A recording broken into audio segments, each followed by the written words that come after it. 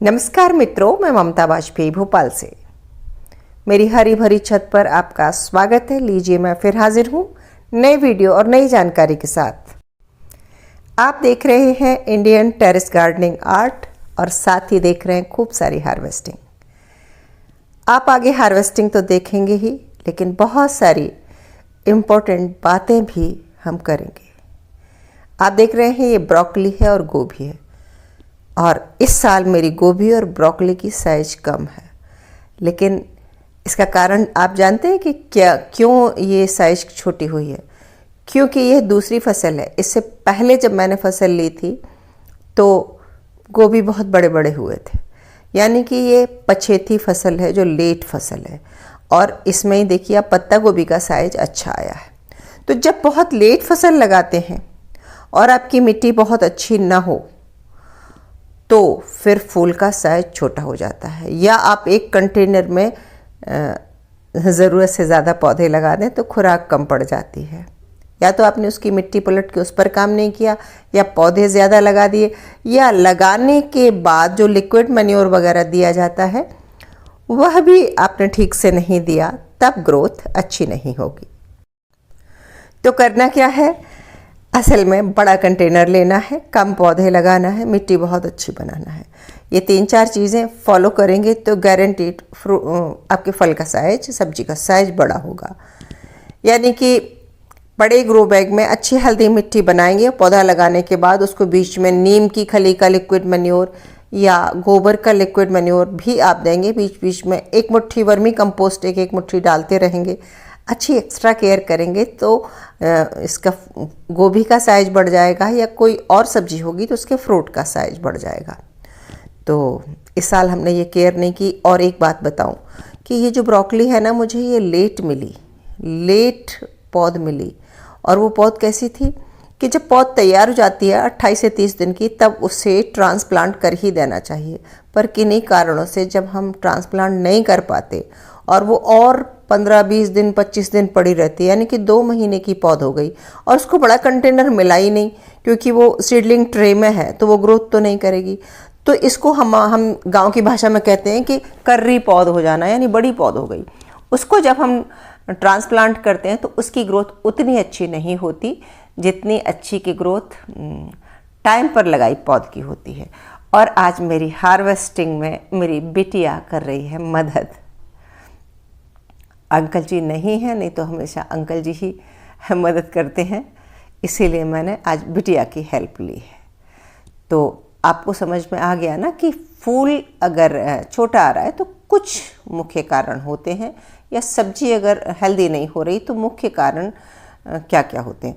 ख़ास करके पौध लगाते समय आप ये ध्यान रखें कि जैसे ही पौध लगाने लायक तैयार हो गई, वो किसी भी सब्जी की हो या फल की, फल में तो पौध बनती नहीं, किसी भी सब्जी की हो, तो उसको तुरंत लगा देना चाहिए। और अगर नहीं लगा पा रहे हैं, आपके कंटेनर खाली नहीं है, तो किसी भी पॉली बैग में, थोड़े बड़े साइज के पॉली बैग में उतार देना चाहिए। फिर जब कंटेनर खाली हो जाए तब उसमें लगा देना चाहिए। यदि आप बहुत पुरानी पौध यानी कि कर्री पौध यूज़ करेंगे तो रिज़ल्ट मन माफिक नहीं मिलेंगे। और एक चीज़ बताऊं, ये इतना सारा पत्ता है ये जो ग्रीन गार्बेज है ये बेकार नहीं जाएगा। ये हमारे उसमें कंपोस्ट बिन में जाएगा, ऐसा नहीं। आजकल मैं कंपोस्ट नहीं बना रही हूँ, मैं बस इकट्ठा कर लेती हूँ इसको, हरे जो भी गार्बेज को बारीक काट भी लेती हूँ, कभी कभी ऐसा ही रख लेती हूँ जैसी सुविधा हो। और मैं इनको एक तरफ फैला के छोड़ देती हूँ। फिर एक बोरी मिट्टी में या आधी बोरी मिट्टी में इसे मिला के और मिट्टी सहित भर देती हूँ। मिट्टी थोड़ी मॉइस्ट रहती है, और इस पत्तों में भी कई बार मॉइस्चर होता है, कई बार ड्राई भी होते हैं।